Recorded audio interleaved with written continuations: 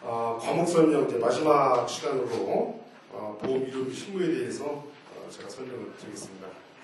아까 처음에 보셨던 보험계획사 자격설명의 진행 순서 그 유인물을 보면서 간단히 설명을 드리겠습니다.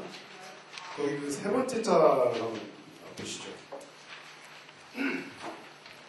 2차 과목 보험 이론 및 실무는 우선 그 1차나 2차 과목 중에서 우리 수험생들이 공부하기가 가장 까다로운 과목 중에 하나입니다. 우리가 이제 여러분들이 지금까지 대학교에서 배우셨던 것 중에서 뭐 거의 생소한 용어도 많고 하기 때문에 공부할 수 있는 양도 많고 또 지금 1차 과목 선생님들 다 들으셨습니다만 웬만한 과목 같으면 기출문제에서 나오거나 어떤 범위가 한정이 되어 있지요. 그러나 이론 실무는 범위가 한정되어 있지 못합니다. 그래서 매년 문제가 새롭고 해서 각 학원의 강사들도 상당히 고민을 많이 하고 있는 과목 중에 하나예요. 그러면 이걸 어떻게 공부할 것인지 간단히 설명을 드리도록 하겠습니다. 우선 그 장의 중간쯤에 보시면은 이 신규 도전자 해가지고 좌측에 1, 2월달 방학기간 동안에 2차 과목 2개 정도는 수강을 초보자는 하셔야 됩니다. 왜냐하면 제가 서두에 말씀드렸던 2014년도 시험제도가 바뀌는 부분, 즉 2014년도까지 넘어가면 여러분들이 엄청난 고생을 많이 하셔야 되기 때문에 반드시 내년에 1, 2차를 동시에 합격을 해야 무난히 넘어갈 수가 있습니다. 해서 1, 2월달이 엄청나게 중요한 시기이기 때문에 1, 2월달만큼은 여러분들이 고등학교 3학년 때 공부했던 것처럼 온갖 몰입을 하셔야 됩니다. 그래서 2차 과목을 미리 선행학습을 하셔야 된다. 뭐 요즘에 그 박근혜 당선인이 선행학습을 뭐 법적으로 막겠다 합니다만 여기는 애입니다. 무조건 선행학습을 하셔야 돼요. 지금 이제 1월달에 닥쳐서 시험이 이제 8월달이잖아요. 1월달부터 시작해서 8개월 동안 꾸준히 이론 시험을 한다 하더라도 아마 시간이 모자랄 겁니다. 특히 신규 도전자는 1차 과목이 또 기다리고 있잖아요. 그래서 이 8개월 동안을 연속적으로 이론 시험을 공부를 못합니다. 할 수 있는 기간은 1, 2월달, 그 다음에 4월달 시험이 끝나고 5, 6, 7, 불과 5개월밖에 없어요. 5개월 동안에 이론 및 실무에서 평균 60점 정도를 맞는다? 이거는 합격생 140명 중에 20%가 아닙니다. 그렇기 때문에 1, 2월 달에 어쨌든 목숨을 걸고 이론 실무를 공부하지 않으면 안 된다라는 겁니다. 자, 그러한 얘기들이 이제 앞장에 나와 있고요. 그 다음 장의 이제 뒷면을 보시면 교재가 2013년도 판이 이제 나왔어요. 그래서 이제 교재 특징을 한번 보시면 상당히 어려운 그 용어들이 많기 때문에 하여튼 저자인 제가 하여튼 이해하기 쉽게 하여튼 그 풀었습니다. 그 다음에 전문 용어는 하여튼 해당 페이지를 기재를 해서 전문 용어에 대한 풀이를 설명을 해놨고요. 그 다음에 이제 다른 산업도 마찬가지입니다만 보험 환경도 상당히 급변을 하고 있습니다. 그래서 최신의 어떤 개정사항을 게재를 했습니다. 교재 완판이 된 지 불과 한 달 반 전에 출간이 됐는데 최신 개정사항을 집어넣었다라고 하는 거. 그 다음에 이제 3년 연속 우리 본 교재에서 통상 7문제 정도가 출제가 돼요. 그래서 6문제가 본 교재에서 우리 이제 여러분 학원 사이트에 보시면 우측 상단에 보면 그 기출문제 풀이라는 게 있습니다. 전 과목 보험 이론 실무를 보시면은 제가 풀이를 기출문제를 해놨는데 그 풀이의 끝에 보면 우리 교재 제 몇 페이지 참고하면 그 교재의 기출문제와 교재와 연관되어서 나오는 부분이 있어요. 그 7문제 중에서 6문제가 본 교재에서 출제가 되었습니다. 두 번째 항목 중간에 보시면 어떻게 공부할 거냐. 그래서 나름대로 제가 이제 본 학원에서 약 한 12, 13년 동안 그 일을 하면서 경험을 바탕으로 해서 1단계부터 6단계까지 있지요.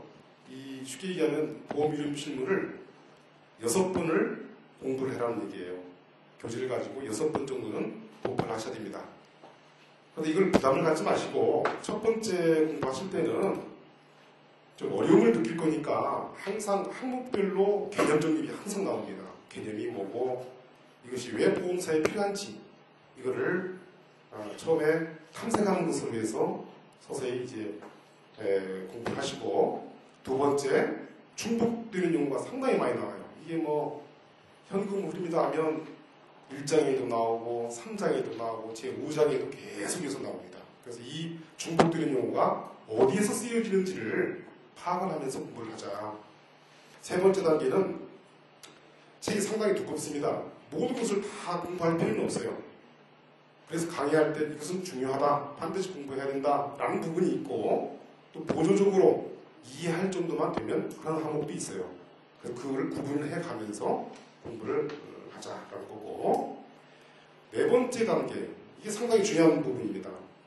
우리가 이론미 실무 시험 출제를 가만히 보면 어떤 개념 정립을 놓는 이런 문제보다는 이거에 대한 보험회사의 문제점, 개선 방안이 뭡니까? 이렇게 출제되는 경우가 많고, 그것을 묻지 않는다 하더라도 이것이 주관식이기 때문에 문제에는 그런 상황이 없다 하더라도 어떤 항목에 대해서 반드시 여러분들이 직접 문제점과 개선 방안을 쓸 줄 알아야 돼요. 그래야지 다른 사람보다 고득점을 받을 수 있는 지름길입니다. 그래서 각 항목별로 교재에 보면 문제점, 개선 방안, 효과, 장단점 이런 것들이 있어요. 그것은 반드시 여러분들이 자기 것으로 만들어야 됩니다. 그 다음에 5단계와 6단계는 이제 쓰는 연습을 하는 거예요.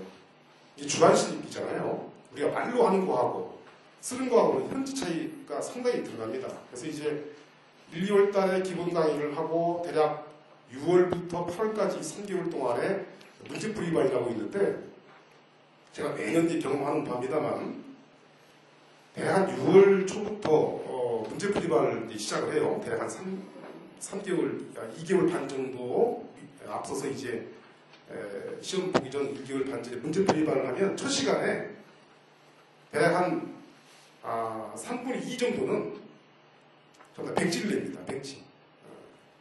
6월 초.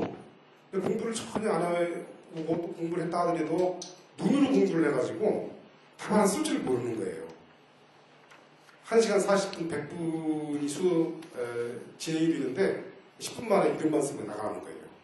거기다 쓰기를 선생님 죄송합니다. 다음 기회에 뭐 하겠습니다. 이렇게 쓴다는 거죠. 6월 초에 그 정도면 그 해는 이미 끝난 거예요. 그럼 뭐 어쩔 수 없습니다. 그래서 1, 2월 달에 집중적으로 공부를 미리 해놔야 문제풀이만 할 때 쓰는 연습을 그때 이제 눈높이로 해서 첨삭지도가 들어가는데, 그 5단계를 보시면 이제 교재를 보면서 우리가 3단계에서 중요 항목을 공부를 했습니다. 그래서 중요 항목에 대해서 교재를 보면서 직접 한번 써보는 거예요. 그 다음에 마지막 6단계로 해서 이제 교재를 보지 않고 스스로 항목을 설정해서 스스로 한번 써보는 거예요. 이 이론미 실무는 쓰는 것만큼 중요한 게 없습니다. 본인 것으로 만들어야 한다는 거죠. 이 6단계를 위해서 총 6번 정도 공부를 하시면 이 정도 하면 대략 한 50점 정도는 맞을 수가 있어요. 기본적으로.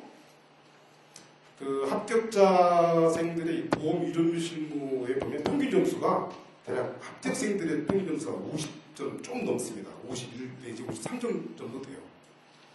합격자의 평균 점수가. 그래서 대략 55점 정도, 60점 정도 맞으면 거의 합격선에 든다 이렇게 생각하시면 됩니다. 그 6단계 바로 밑에 보시면 이런 말이 나오죠. 암기가 터득하는 자세를 공부하자. 이론미 실무는 절대 암기 과목이 아닙니다. 암기는 테스트가 아니에요. 아까 보신 바와 같이 문제점이라든지 개선 방안 효과는 그 해에 이슈가 됐던 사항들을 대학 교수님들이나 업계에 있는 뭐 선임계사 이런 분들이 출제를 하는 거기 때문에 이 대학 교수들은 또는 선임기사들은 공통점이 하나 있죠. 어떤 산업에 대해서 기존 제도를 개선하려는 의지가 있는 사람들이에요. 근데 그러한 것들을 축제를 많이 낸다는 거예요. 그래서 그러한 것을 중심으로 해서 암기가 아니라 터득하는 자세로 공부를 해야겠다 하는 겁니다. 강의 방법. 원래는 이제 48시간을 해야지만 되는데, 여러분들이 이제, 이론미 실무에 너무 시간을 또 할애해버리면, 또 1차 시험도 있고 해서 다른 과목이 있기 때문에, 올해만큼은 1, 2월 달에는 32시간으로 줄였습니다. 줄인 대신에, 그야말로 출제 가능성이 높은 분야만 집중적으로 강의할 거다. 구구절절 있는 거는 다 빼고 생략하고 집중력 있게 출제 가능성이 있는 부분만 강의를 할 예정이 있습니다. 마지막 장, 그 다음 장 보시면, 그래서 이제 이 문제 유형을 한번 보도록 하지요. 크게 보면 두 가지인데요. 첫 번째는 전통적으로 중요한 거. 예를 들면 보험의 기능이라든지 보험 상품, 재보험. 재보험은 조그만 글씨로 되어 있는 것처럼 보험회사에서 재보험은 아주 기본이죠. 이 평균 3년마다 출제가 됐는데요. 지금까지 35년 동안 재보험 항목이 가장 많이 출제가 됐습니다. 재보험의 개념, 종류 해서 고지의무. 고지의무는 이제 계약법에서도 배우긴 합니다만 계약법에서 나오는 그런 고지의무가 아니고 고지의무와 관련되어서 보험회사와 계약자의 어떤 이해 상충 부분 이런 주관식적인 문제가 좀 나오지요.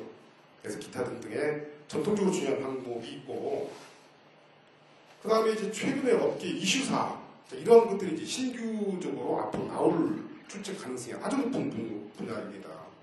첫 번째, 보험료 산출 방식의 변경. 보험료 산출은 이 보험기사 업무의 뼈대를 이루고 있는 건데요. 이게 이제 2013년도 올해부터 이제 보험회사에 적용이 되어집니다.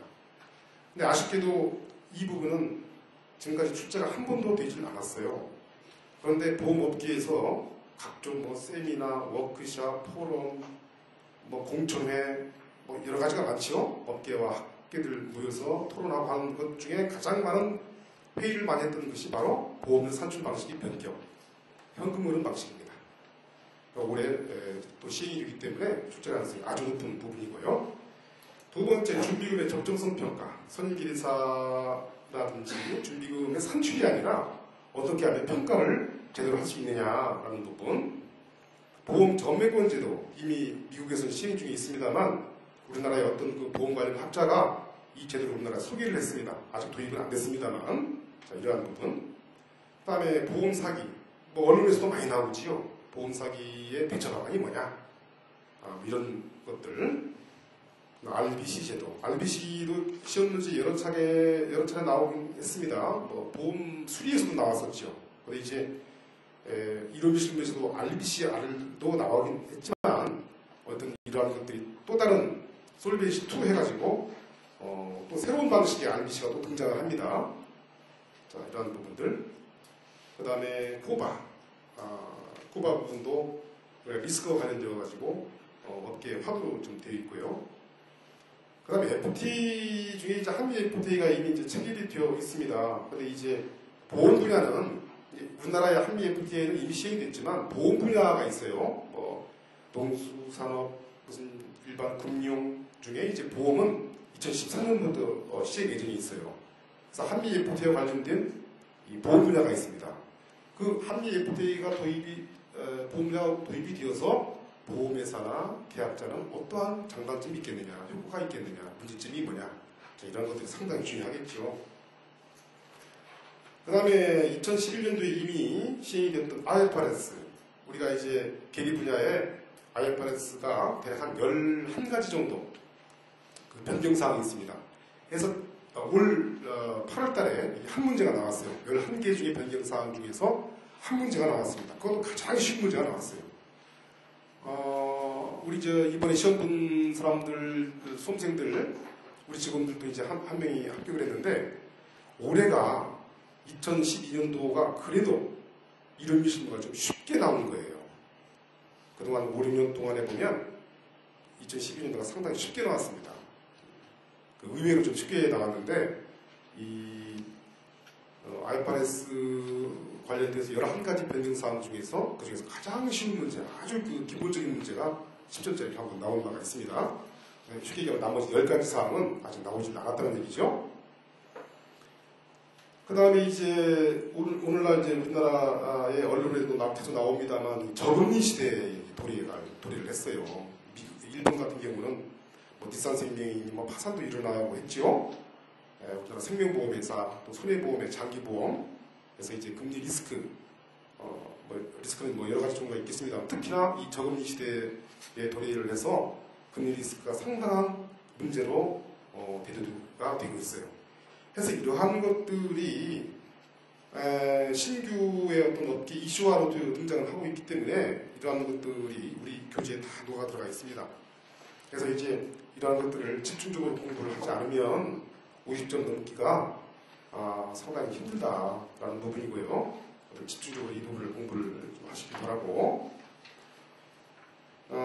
마지막으로 이제 수험생 특전을 보시면 제가 나름대로 이제 이 보험용 해설집을 좀 만들었습니다. 대략 한 6개월 정도 걸쳐서 틈틈이 이제 해설집을 만들었는데 이 만든 이유는 제가 만들어서 뭐 판매를 하려고 만든 게 아니고 우리 이제 보험을 처음으로 접하신 분들이 보험회사에 입사를 해서 어떤 보험 용어 공부하시면서 보험을 처음 이렇게 접하시면서 보험 용어를 몰라가지고 정말 많이 수험생들이 고생하시는 걸 내가 많이 봤어요.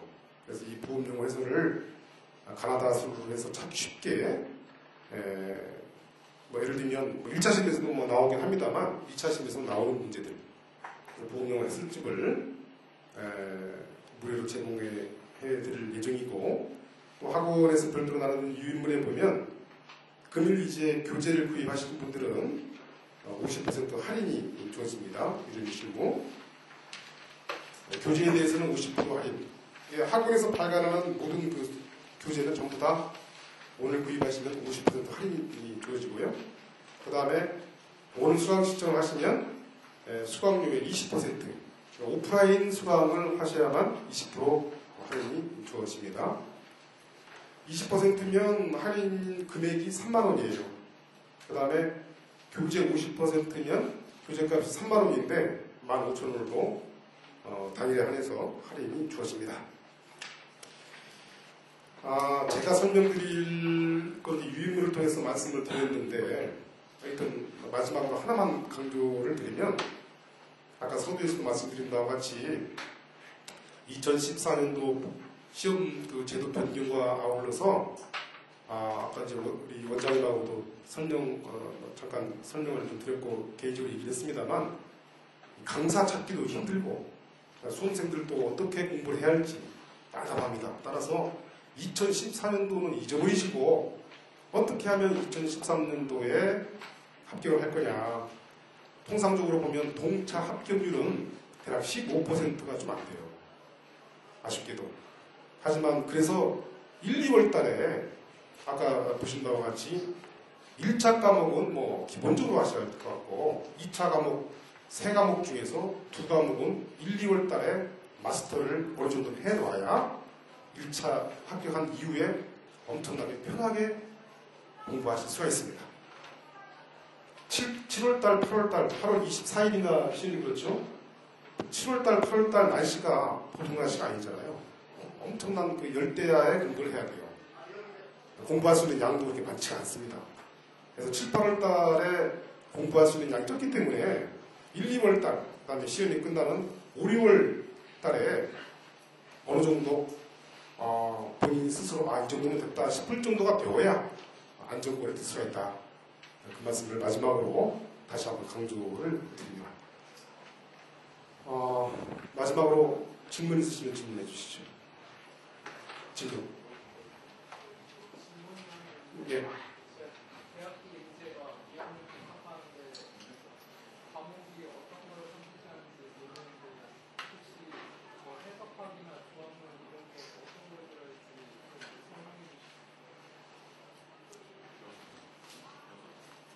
그 1학년이시라고요? 아, 해석, 학과목이요? 학과목. 제가 알기로는 해석학은 본 시험하고는 관계가 없고요. 보험 수리나 수학에도 1차 과목의 대수학 뭐 이런 거는 관련이 있지요.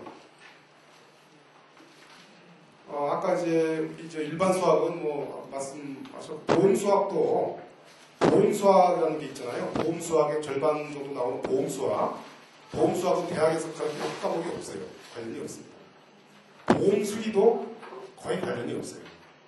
완전한 보험자가 들어가는 것은 완전한 새로운 과목이라고 보시면 됩니다. 학과목과는 들어갈 관계가 없어요. 학과에서 그런 함수는 뭐 해석학, 뭐 토폴로지라고 있죠, 토폴로지. 예? 뭐 똥물지라고 했는데 우리는 토폴로지라는 거 이런 거 관계가 없어요. 뭐 집합론 관련이 없어요. 그다지 연관성이 없어요. 일부 어느 대학 같은 경우는 대학원 내지 학과가 있는 데에는 뭐 보험술이나 수학을 학과목으로 설정되지 하지 않는 이상은 일반적인 수학 통계와는 관련이 그다지 없습니다. 연관성이 거의 없다고 보시면 됩니다. 또 다른 질문. 네.